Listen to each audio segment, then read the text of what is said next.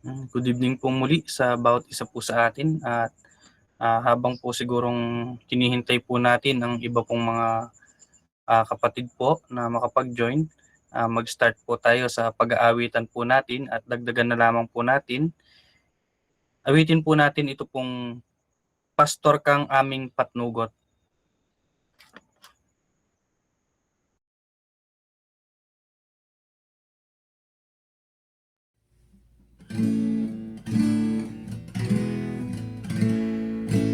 Pastor kang aming patnugon, pag-iingat mo'y lubos. Ikaw nga ang nagdudulo ng tahanang malubos. Mapagpala namin Jesus, nasa tanay tumubos.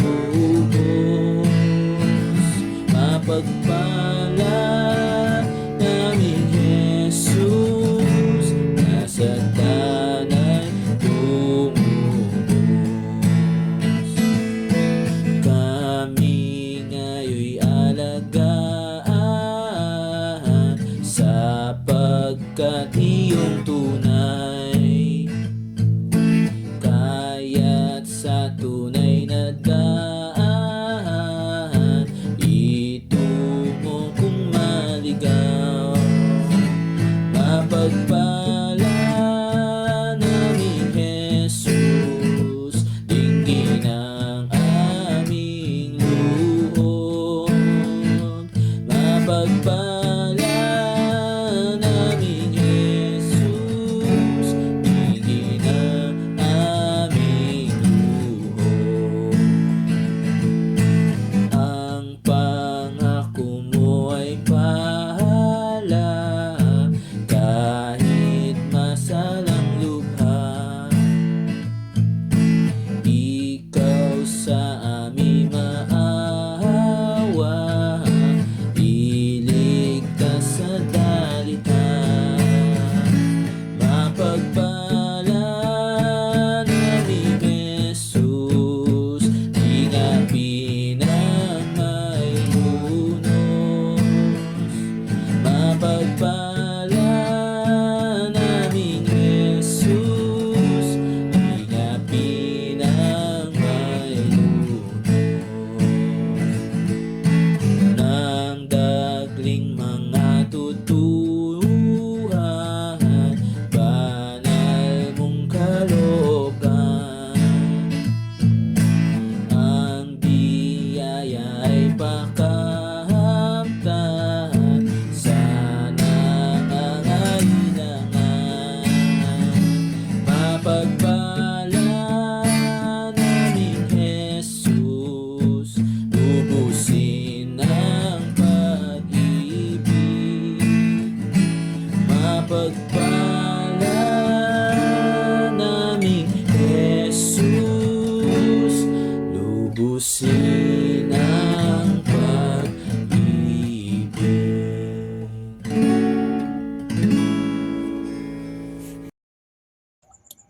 Salamat sa Panginoon sa ating pong inawit at isunod po natin itong gumawa. Gumawa,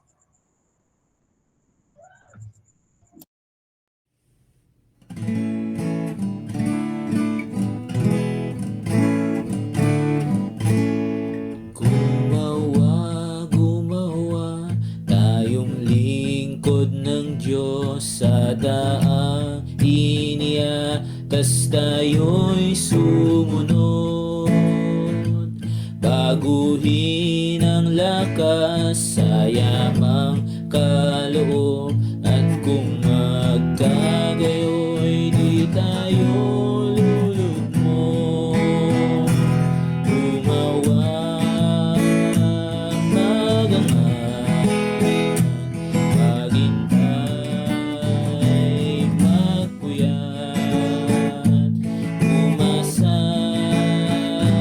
gumawa. Ang duro'y babalik agad. Gumawa, kusang ipakain, kabuhayang tinapay sa tumarain. Ang may mga damdam kay Jesus ay dalhin, sa pag-ibig niya sila ay dadalhin. Gumawa, maghangad, maghintay, magpuyat, umasa, tumawa, ang guro'y babalik agad. Gumawa, gumawa, ang lakas ay hingi, ang hari ng sama ay upang masupil.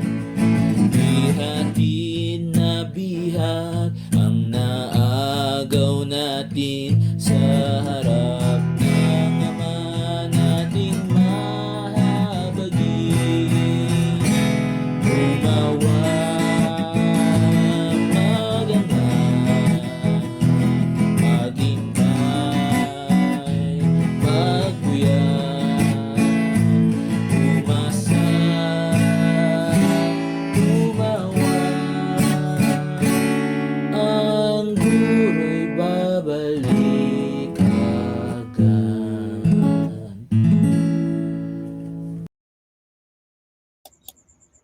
Salamat po muli sa Panginoon sa ating mga inawit, at nawa tunay nga na nakapagbigay ito ng kapurihan sa ating Panginoon. At bilang ating panimula, hilingin natin kay Brother Brian ang ating opening prayer. Tayo po ay manalangin. Ama namin Diyos na banal at dakila sa lahat, kayo po ang patuloy na gumabay sa amin ngayong gabi sa aming pagtitipon. Nawa po kayo ang magbigay ng paggabay at katahimikan sa aming paligid at ng magandang internet connection upang hindi maging sagabal ito sa aming pag-aaral. Kayo po ang magbigay sa amin ng kaalaman at katalinuhan upang maunawaan namin ang inyong mensahe ngayong gabi. Ito po ang aming samudalangin sa pangalan ni Jesus. Amen. Thank you, Brother Bry. At bagamat wala pa yung ibang mga kapatid na nakapag-attend sa ating online Bible study, ay nakita ko rin na oras na at tayo ay magsisimula na sa ating pag-aaral. At nung nakaraang Bible study natin ay napag-aralan natin yung difference between rapture and second coming. At ngayon ay magpapatuloy tayo sa ating mga pag-aaral at ibibigay ko na kay Brother Wilson. Salamat Brother Renmark, at magandang gabi sa bawat isa. Nakakalungkot lang, parang konti nga lang yung mga interested sa napaka-interesadong topic na ating tinatalakay, no? Ang isang Kristiyano, naalala ko kasi nung kaming kabataan, pagka sinabi na rapture or second coming ang topic ng aming pag-aaral, talagang hindi namin alam kung paano ang gagawin namin dahil very excited kami. At nakakalungkot lang sa panahon natin ay hindi ganon ang interest ng bawat isa. Sapagkat inihalin tulad ng iba yung pag-aaral ng eschatology, para ka raw na pupunta sa exam at habang ikaw ay pumapasok sa iyong silid para ikaw ay mag-take ng exam, nakita mo yung isang papel at nang pulutin mo yung mga question and answer. Siguro ay kung may mga nag-aaral pa sa atin, ay masayang-masaya sila kung makita nila yung papel na yon na sumasagot doon sa maraming katanungan nila. Ganon din ang ang damdamin ng isang tunay na Kristiyano kapag gusto niyang maunawaan ang mga plano ng Panginoong Diyos sa kanyang buhay at ganun din sa iglesia. Sapagkat ang eschatology ay ito ay pag-aaral din sa church, sa ecclesiology. Sapagkat ang rapture ay rapture of the church. At nung nakaraan ay katulad ng nasabi ni Brother Renmark na napag-aralan natin yung pagkakaiba noong rapture sa second coming.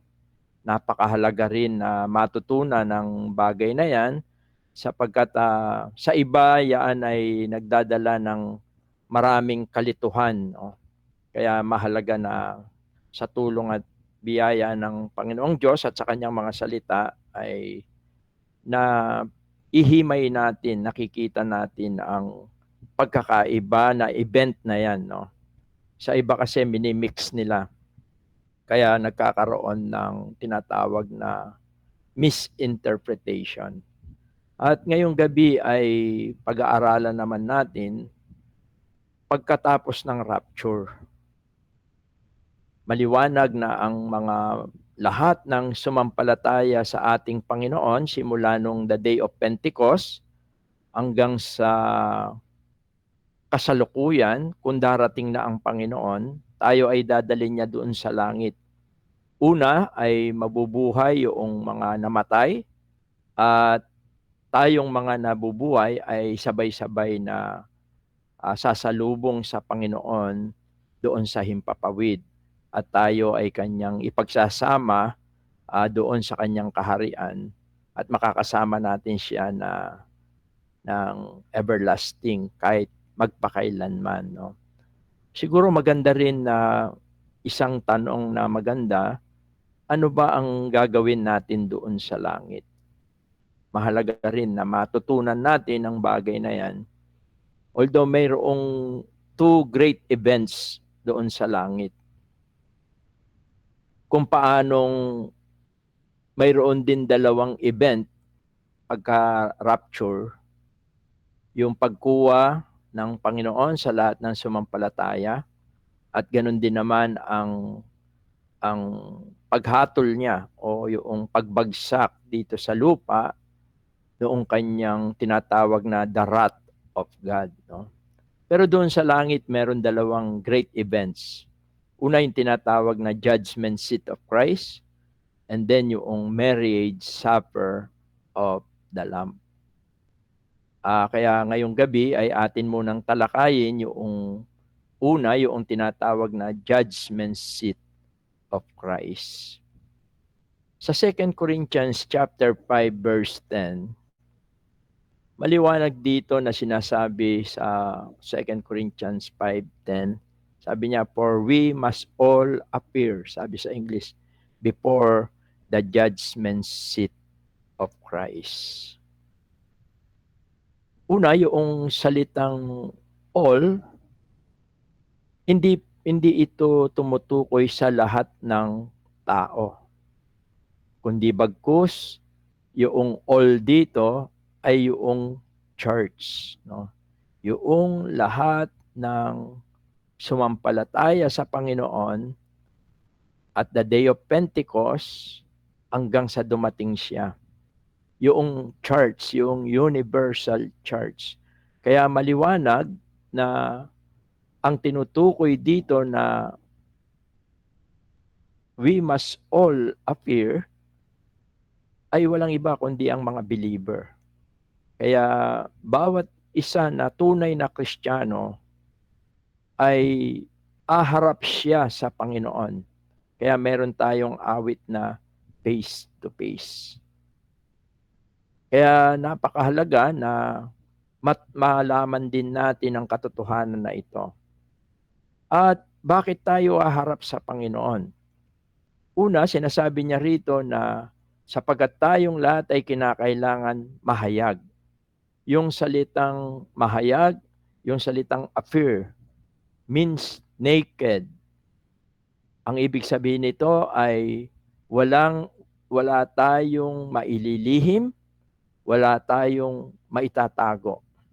Ang lahat ng mga ginawa natin, sabi nga, maging mabuti o masama, simula nung tayo ay sumampalataya sa Panginoon, ay tunay na mahayag ang mga bagay na ito.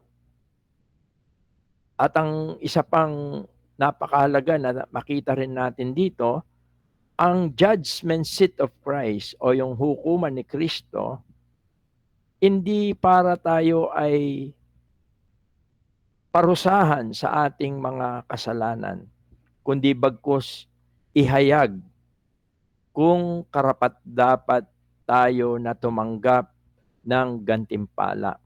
Kaya ang judgment seat of Christ ay hindi ito panahon para tayo'y hatulan sa ating mga pagkakamali. Iahayag lang ng Panginoon ang mga bagay na ito, yung ating mga pagkakamali, yung ating mga ginawa, para i-justify niya, para bigyan niya ng katuwiran yung pagbibigay niya ng gantimpala sa bawat isa sa atin. Yun ang dahilan bakit tayo ay haharap.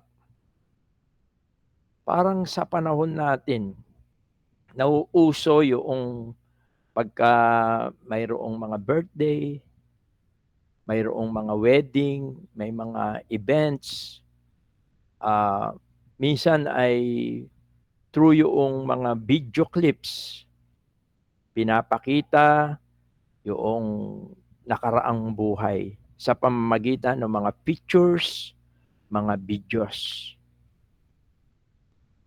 Tila tumutugma ito sa mga bagay na mangyayari sa judgment seat of Christ.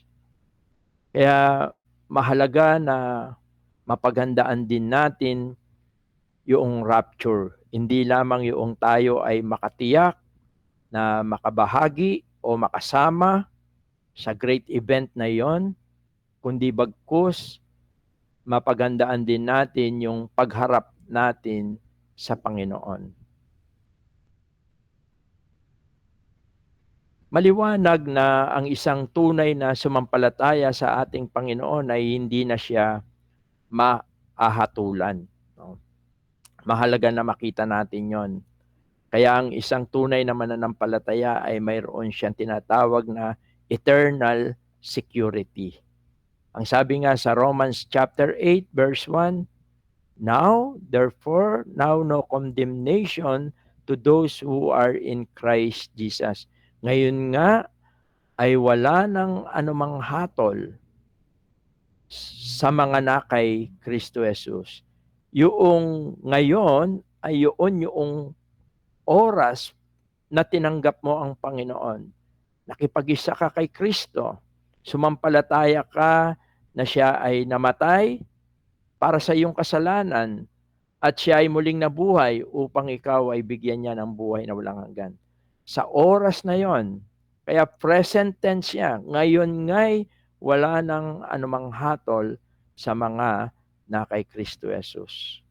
Subalit sa panahon ng judgment seat of Christ, ito yung ahatulan tayo kung nararapat na mabigyan tayo ng gantimpala. Maliwanag yan sa unang Korinto, Kapitulo 3, talatang 11 hanggang 15.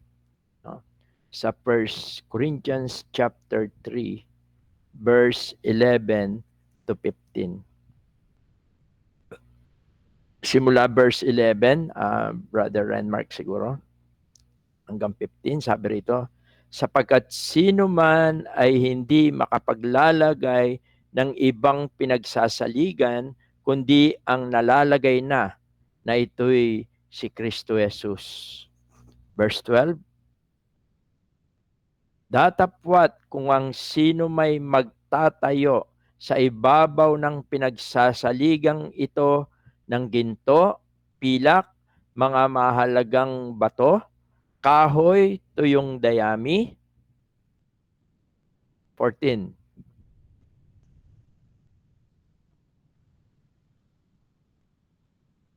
Ang gawa ng bawat isa'y mahayag, sapagkat ang araw ang magsasaysay, sapagkat sa pamamagitan ng apoy, inihahayag at ang apoy rin ang susubok sa gawa ng bawat isa kung ano yaon.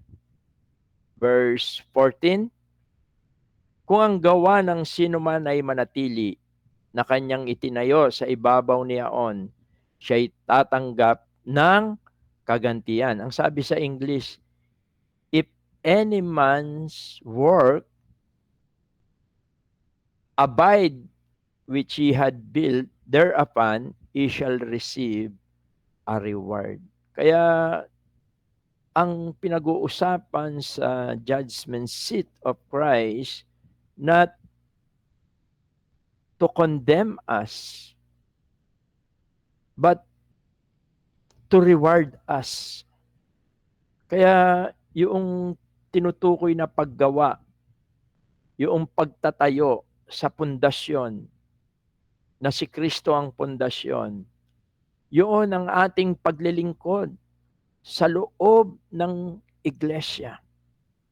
Yun yung ating ginagawa, mga ministeryo, sapagkat tandaan natin ang bawat tunay na sumampalataya sa Panginoon ay binigyan ng kaloob na espiritual, tinatawag nating spiritual gifts.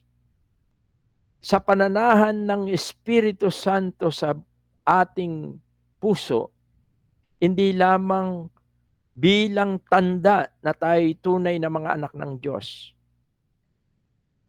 kundi ito rin ang nagbigay sa atin ng opportunity and ability to serve the Lord sa buhay natin. Kaya meron tayong mga pananagutan sa mga kaloob na yan. At yaan ang binibigyan ng reward, kagantihan ng Panginoon. Kung yung ating pagtatayo ay tulad ng ginto, pilak, kahit na yan ay idaan mo sa apoy, yan ay mananatili. Subalit, ang kahoy, dayami, at bato, yan maaring masusunog. Kaya, ang sabi sa verse 15, kung ang gawa ng sino man ay masunog, ay malulugi siya. Ngunit siya sa kanyang sarili ay maliligtas, gayon may tulad sa pamamagitan ng apoy. Hindi tinutukoy dito na mapapasa impyerno pa ang isang believer. Ang tinutukoy dito, yung suffer loss, kumbaga parang nasayang yung kanyang buhay sapagkat hindi niya ginamit para sa ikalulugod at kalwalatian ng Panginoon. Hindi niya ginamit yung mga gifts, talents, time para sa Panginoon. Kaya napakahalaga na makita natin ang katotohanan na ito. At napakahalaga rin na mapagandaan natin hindi lamang yung pag-akyat natin doon sa langit. Mahalaga rin na mapaghandaan natin ang pagharap natin sa Panginoon. Sapagkat lahat tayo, we must all appear. No? Kaya siguro ang magiging sentro ng ating pag-aaral ngayon na kinalaman sa judgment seat, hindi lang natin nalaman kung ano yung kahulugan nito, hindi lang natin nalaman kung kailan mangyayari ito, ano ba yung mga bagay na ipagbibigay sulit natin sa Panginoon. Maliwanag dito sa ating binasa sa unang Korinto, Kapitulo 3, versikulo 12 hanggang 15, ito ay may kinalaman sa ating mga ministeryo, sa ating paglilingkod sa Panginoon, sa mga spiritual gifts. Kaya napakahalaga na ma-discover natin, ma-develop natin, at magamit tayo ng Panginoon para sa ikalalago, ikatitibay ng kanyang iglesia. Kaya napakahalaga ng bawat isa. At hindi natin pwedeng sabihin na wala tayong kakayahan. Maliwanag sa Efeso, Kapitulo 4, versikulo 6 hanggang 7, na ang bawat tunay na mananampalataya ay binigyan ng kaloob na galing sa Panginoon. Siguro basahin natin yon sa Efeso,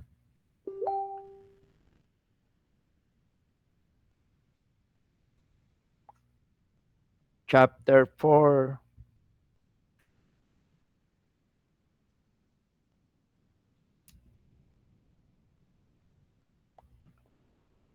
sabi rito sa verse 7, datapwat ang bawat isa sa atin. Ang tinutukoy po rito ay ang bawat tunay na sumampalataya ay binigyan ng biyaya ayon sa sukat na kaloob ni Kristo. At kung tatapusin natin ito, binanggit niya rito ang mga ilang spiritual gift. Although yung iba rito ay foundational at yung iba naman ay nag-e-exist. At ang layunin ay para sa ikasasakdal ng mga banal sa gawaing paglilingkod sa ikatitibay ng katawan ni Kristo ayon doon sa verse 12. Kaya ang bawat believer ay inaasahan ng Panginoon na magagamit niya tayo para sa ikatitibay ng katawan. Yung katawan, yun yung church. Sabi sa Colossians 1:18, ang church ng katawan, ang ulo ay si Kristo. Ito yung layunin niya. For the perfecting of the saint, for the work of the ministry. Ang lahat ng ating mga spiritual gifts ay para sa lahat, hindi para sa atin. Sapagkat yun ang gagamitin ng Panginoon para ang bawat isa ay lumago sa pananampalataya, tumibay sa pananampalataya, at magamit ang bawat isa ng Panginoon. At ang bagay na yan na ipinagkaloob ng Panginoon ay ipagbibigay sulit natin tulad ng kanyang parable, yung parable of the talent. Kaya napakahalaga, isa sa mga ipagbibigay sulit ng isang tunay na Kristiyano ay yung kanyang paglilingkod, yung spiritual gifts, no? Na mahalaga na masumpungan ng isang Kristiyano ang kaloob na spiritual. Kung gusto ninyong tignan yung tungkol sa mga spiritual gifts, nasa 1 Corinthians 12 and Romans chapter 12. Pangalawa, ano ang ipagbibigay sulit natin? Sa unang Korinto, Kapitulo 4, talatang 5. Sinasabi rito, 1 Corinthians chapter 4, verse 5.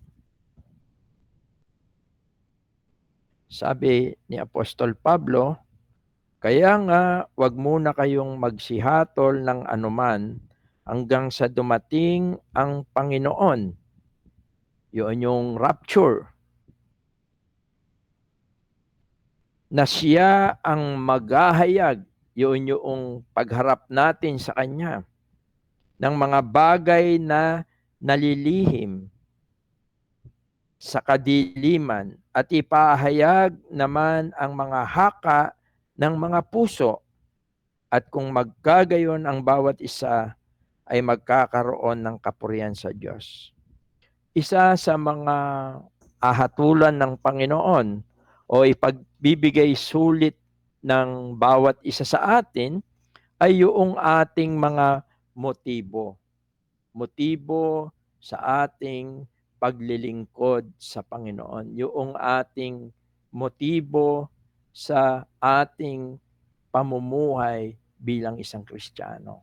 Napakahalaga nito sapagkat sa panahon na tayo ay aharap sa Panginoon, isa sa mga mahayag ang mga bagay na ito, yung mga lihim.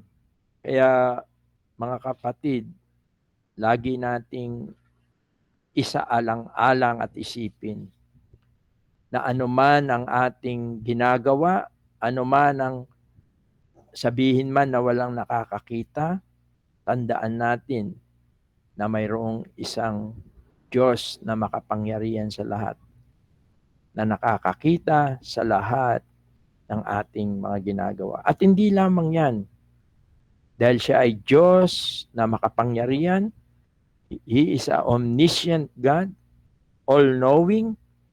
Sabi nga, ang ating mga buhok ay bilang niya, walang maya na mahuhulog sa sanga na hindi niya nalalaman. Lahat, maging ang mga laman ng ating mga puso, yung ating mga motibo. Kaya sa ating pananampalataya, sa ating paglilingkod sa Panginoong Diyos, lagi natin i-check, tignan, pasiyasat. Kaya ang sabi ni King David, napakaganda, sabi niya, "Search me, O God." Maganda na pinapasiyasat natin. Kasi kung minsan, ang puso ay deceitful, mandaraya, no? Kaya mahalaga ito. Mahalaga na lagi natin nire-redirect ang ating motives, ang ating focus. Sapagkat yan ay ahatulan ng Panginoon. Yan ay magiging basihan niya kung tayo nga ay nararapat mabigyan ng gantimpala o alisan ng gantimpala. Una, yung ating pagpapagal, yung ating paglilingkod. Pangalawa, yung ating motibo, yung mga laman ng ating puso, yung ating mga hangarin sa ating paglilingkod. Pangatlo, dito rin sa 1 Corinthians, itaas lang natin ng konti sa verse 2. 1 Corinthians chapter 4 verse 2. Sabi niya, bukod dito'y kinakailangan sa mga katiwala na ang bawat isa ay maging tapat. Yung ating faithfulness. Isa ito sa titignan ng Panginoon. Yung ating katapatan sa ating paglilingkod. Ang ibig sabihin ng tapat ay yung kabaligtaran, yung hindi tapat, yung madali nating talikuran, yung ating mga paglilingkod. Madali tayong matangay sa mga ibang bagay at kumbaga sa hanay, iniiwan natin yung hanay natin. Subalit ang pagiging tapat sa Panginoon, ito yung consistent walking in the Lord, consistent serving the Lord, consistent worshiping the Lord. Yung salitang consistent ay kaakibat ng salitang faithfulness. Kaya napakahalaga na i-check natin. Although Madalas ang isang Kristiyano inaalin tulad siya sa roller coaster. Kung minsan kasi tayo ay mainit, masipag, masidhi ang paglilingkod, bigla-bigla, manlalamig, magtatamlay, manghihina. Mga kapatid, ibinigay lahat ng Panginoon bukod sa kanyang Santong Espiritu na sumasa atin. Ibinigay niya ang kanyang mga salita bilang pagkain upang tayo ay maging malakas. Binigay niya ang lifeline, yung prayer natin upang sa mga panahon na tayo ay nangihina, nadi-discourage, tumingala lamang tayo at manalangin. Yaan ay pinagmumulan ng kalakasan. Ang mga pagtitipon, ang ating mga fellowship, ang lahat ng yan ay ipinagkaloob ng Diyos sa atin, ng ating Panginoon Diyos, upang dumaloy ang kalakasan na nagmumula sa langit. Sapagkat sa mundong ito, wala tayong makukuhang source ng kalakasan. Tanging ang kalakasang espiritual ay nagmumula sa langit. At ito'y sa pamamagitan ng kanyang salita, sa pamamagitan ng panalangin, sa pamamagitan ng mga pagtitipon natin. At higit sa lahat, yung ating paglilingkod at pagsunod, yaan ang siyang nagiging daluyan ng kalakasan. Kaya hindi natin pwedeng sabihin na mahina ako. Tayo ay nagtagumpay na. Bagamat tayo may kalaban, tayo ay nagtagumpay na. At panatilihin lang natin ang pagtatagumpay na ibinigay ng Panginoon. Kaya yung faithfulness, pagharap natin sa Panginoon, ipapakita niya kung tayo ay naging tapat. Kung paano tayo naging consistent, nag-struggle, subalit tayo nagtagumpay. At yan ang mga bagay na ibibigay sulit natin sa Panginoon. Tandaan natin, yung ating pagpapagal, paglilingkod, kung yan ay tunay, may tutulad yan sa ginto at pilak. Yung ating motibo, yung ating katapatan, at higit sa lahat, yung ating relasyon sa Panginoon. Yung ating everyday living. At ang mga bagay na yan ay kung lagi nating isaalang-alang. Hindi lang tayo ay makakasama sa rapture, kundi isang event na magaganap doon sa langit ay yung tayo ay haharap face to face sa Panginoon.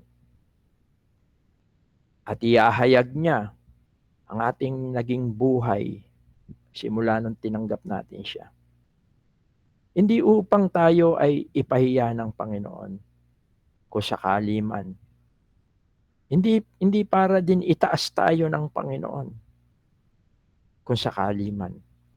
Kundi para mabigyan niya ng katuwiran ang pagbibigay niya ng reward sa bawat tunay na sumampalataya sa Kanya. Bakit mahalaga? Siguro maitatanong natin, hindi ba sapat na ako'y nasa langit at makakasama ang Panginoong Diyos sa walang hanggan? Bakit kailangan natin ang mga gantimpalang ito? Sapagkat ang mga gantimpala na ipagkakaloob ng Panginoon sa bawat isa sa atin, ang siya ring ating iaalay sa pagharap natin sa Panginoon bilang ating pagpapasalamat sa kanyang ginawa sa atin. Pagkat wala naman tayong maibibigay sa Panginoon kundi yung ibinigay niya lang sa atin.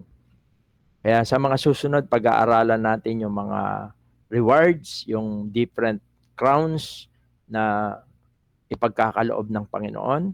Sa ngayon ay nakita natin kung ano yung mangyayari doon sa langit after ng rapture. Tayo ay haharap sa Panginoon, yung judgment seat of Christ.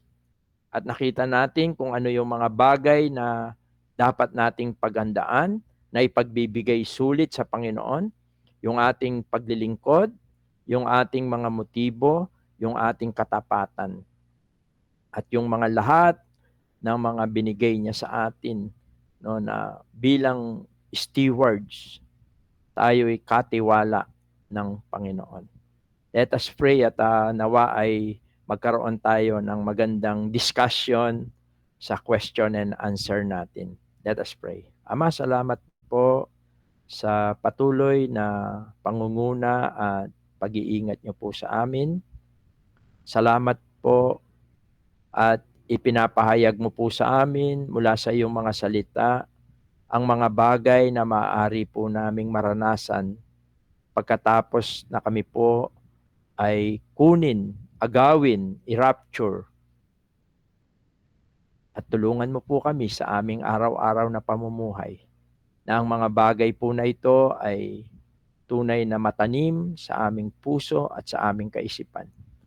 At mapaghandaan po namin hindi lamang po ang pag-akyat namin sa langit, kundi ang pagharap po namin sa iyo ng mukhaan.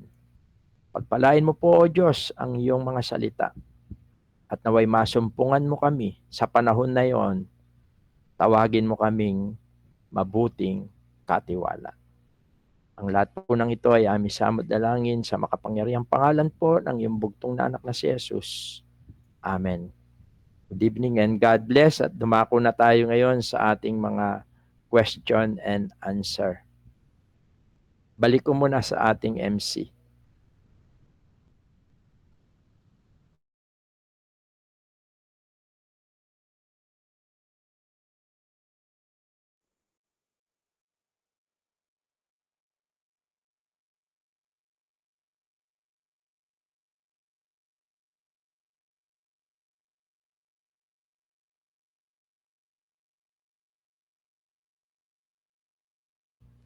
Walang sound, Brother Renmar.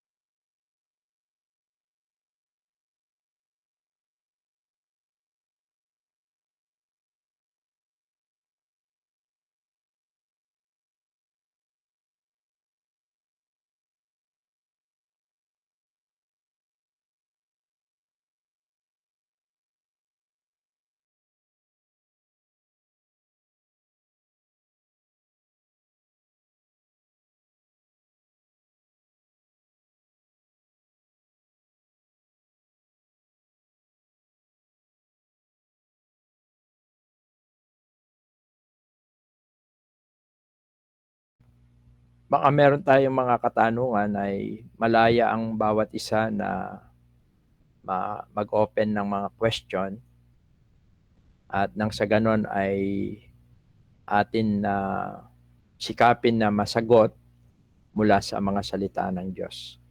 Open na tayo ngayon sa mga question o kung yung iba ay mayroong mga karagdagan o mga insight regarding sa mga teksto na ating nalahad. Open tayo ngayon.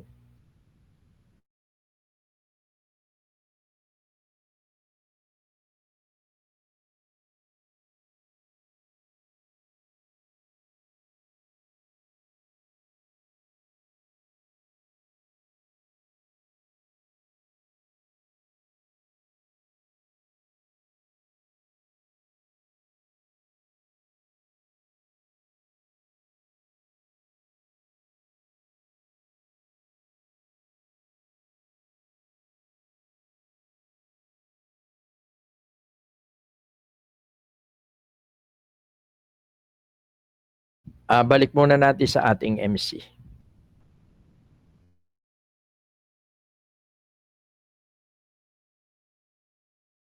Sige po, salamat po sa Panginoon sa ating mga napag-aralan. Tulad po ng nabanggit po ng ating pong kapatid, open na tayo sa ating question and answer.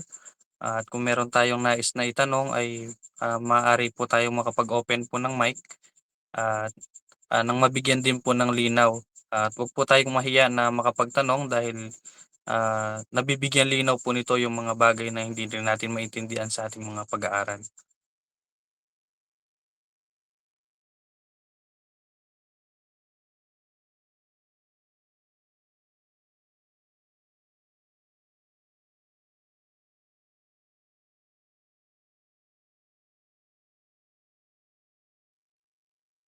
Sige po, last call po kung meron po tayong mga question.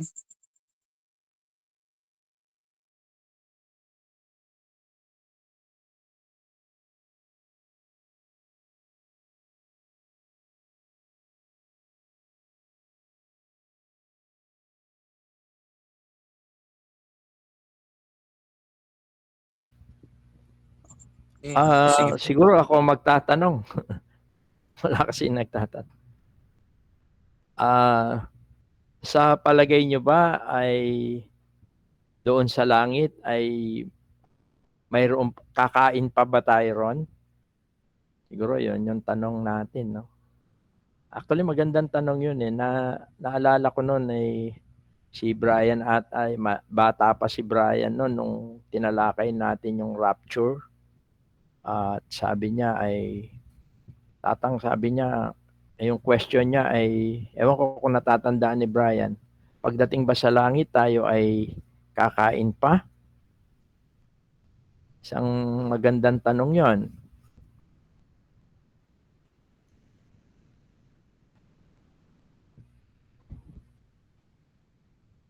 Siguro, tignan natin yung mga ilang mga Bible verse.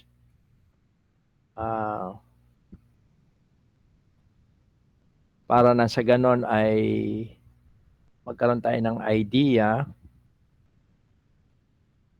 Una sa lahat ay gusto natin tignan yung, kasi ang glorified body natin ay tulad ng katawan ng ating Panginoon. Doon sa Philippians 3:21, sabi ron, who shall change our vile body o yung lowly body, that it may be fashioned like unto his glorious body. Doon sa Philippians 3:21. Magiging katulad ng katawan ng ating Panginoon, yung inihandang katawan na ibibigay doon sa mga namatay at ganun din sa mga nabubuhay. Sapagkat sabi sa unang Korinto 15, tayong lahat ay babaguhin. No? Kaya maliwanag na ang katawan na magkakaroon tayo ay tulad ng sa ating Panginoon. At ang ating Panginoon, doon sa Luke 24:41 to 43, pagkatapos na siya ay mabuhay na maguli, siya ay kumain, physical, no? Siguro tignan natin yon. Luke 24.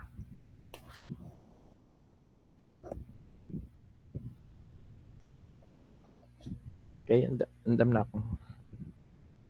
Ninabuya yung salamin ko yan. Dali. Eto. Hulog yung salamin ko. Luke 24:41-43.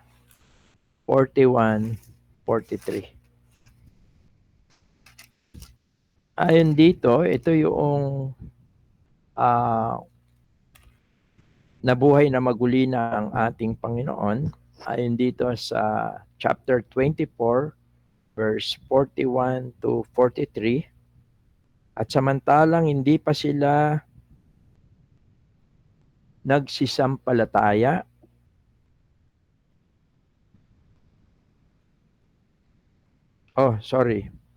dito sa Luke 24 verse 41, at samantalang hindi pa sila nagsisampalataya dahil sa galak at nagsipanggilalas ay sinabi niya sa kanila, mayroon baga kayo ritong anumang makakain?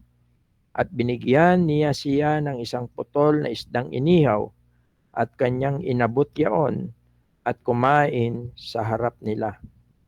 At sinabi niya sa kanila, ito ang aking mga salitang sinabi ko sa inyo nang ako'y sumasa inyo pa, na kailangan matupad ang lahat ng mga bagay na nangasusulat tungkol sa akin sa kautusan ni Moises at sa mga propeta at sa mga awit. Maliwanag na ang resurrected body ng ating Panginoon ay physically siya ay kumain. At sa John 21:12 to 13, ang sabi rito ay binigyan niya ng tinapay ang kanyang mga alagad. John 21:12 to 13. Sinabi sa kanila ni Jesus, magsiparito kayo at mangagpawing gutom. At sino man sa mga alagad ay hindi nangahas na siya'y tanungin, sino ka sa pagkaalam na yaon ang Panginoon. Lumapit si Jesus at dinampot ang tinapay at sa kanila'y binigay at gayon din ang isda. Ito yung ikatlong pagpapakita ni Jesus sa mga alagad pagkatapos na siya'y magbangon sa mga patay. Maliwanag na kung ang katawan natin na ipagkakaloob ng Panginoon, yung glorified body, ay maliwanag na tayo ay maaaring kakain pa doon sa langit. Hindi lang maaari, kundi talagang tayo ay kakain doon sa langit. Katunayan, doon sa langit ay mayroon tinawa, at ito'y pag-aaralan din natin, yung marriage supper of the Lamb. At ang sinasabi doon sa Revelation 19 verse 9, blessed are they which are called unto the marriage supper of the Lamb. Yung supper means meal. Maliwanag na ito ay tumutukoy sa pagkain. At ito'y magiging bahagi ng pagdiriwang doon sa langit. At doon sa Luke 22:29 to 30, ang Panginoon ay nangako sa mga believer na kakain siya at iinom na kasama nila doon sa kaharian ng Diyos. Kaya dito sa katanungan na ito, maaring ito ay mga patnubay sa atin, no? Na marami kasing question regarding sa pag-stay natin doon sa heaven. Yon, yung pag-aasawa, maliwanag na doon sa langit ay wala nang pag-aasawa kung sa may mga relationship. Sapagkat doon sa langit ay tayo ay brothers and sisters. At ako'y naniniwala, yung isang tanong din na, doon ba sa langit tayo magkakakilala pa? Magkakakilala pa tayo sapagkat tayo ay tatawagin ng Panginoon sa ating pangalan. Sapagkat ang ating pangalan ay nasulat sa aklat ng buhay. Alam nga naman pag tinawag si Wilson Gutierrez, ang haharap sa inyo ay si Richard Gutierrez.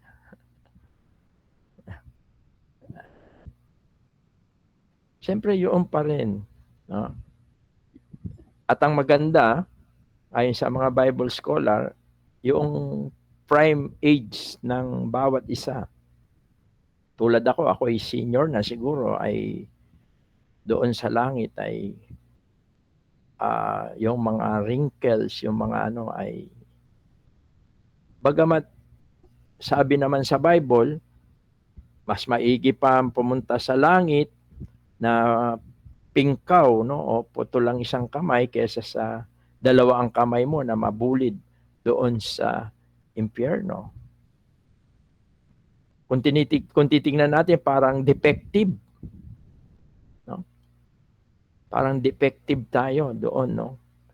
Pero alam ninyo, ang sinasabi ng Panginoon doon, hindi naman yung tayo ay yung aakyat pa lang sa langit ang tinutukoy niya. No? Maaring dito sa lupa, mas mainam pa yung putol yung kamay mo dahil kesa sa dalawa yung kamay mo, mapupunta ka sa impyerno. Mas maganda na yun na isang kamay mo, pupunta ka doon sa langit. Hindi niya naman sinabi na pagkarating mo doon sa langit ay putol pa rin yung isang kamay mo. Maaring doon sa langit ay wala ng defectiveness. Ang tinutukoy kasi roon ay yung pag-akyat sa langit. Mas mabuti pang umakyat ka sa langit.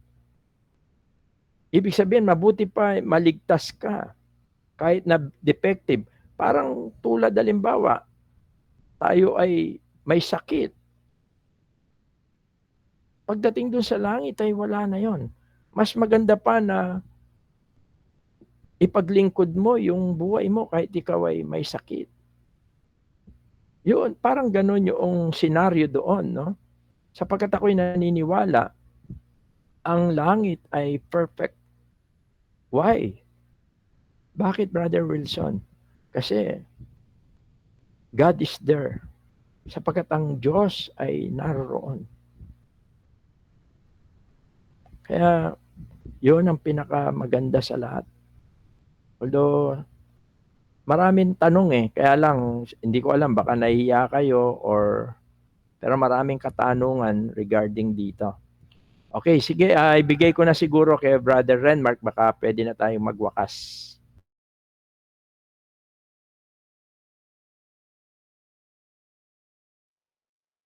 Muli po ay ah, salamat sa Panginoon at ganoon din po sa ating kapatid na nagturo ng kanyang mga salita. At bilang ating pong pagwawakas, silingin po natin kay Brother Jan ang ating pong closing prayer at panalangin na rin po yung araw po ng bukas bilang ating pong pananambahan sa ating pong Panginoon.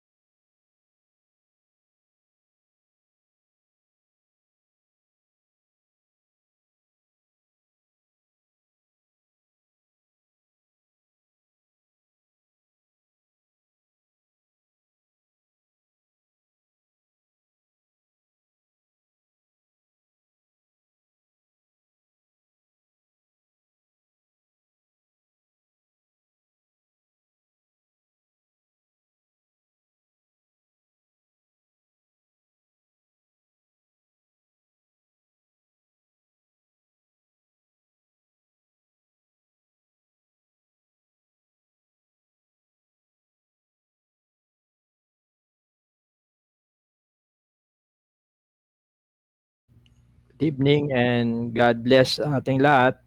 See you all tomorrow.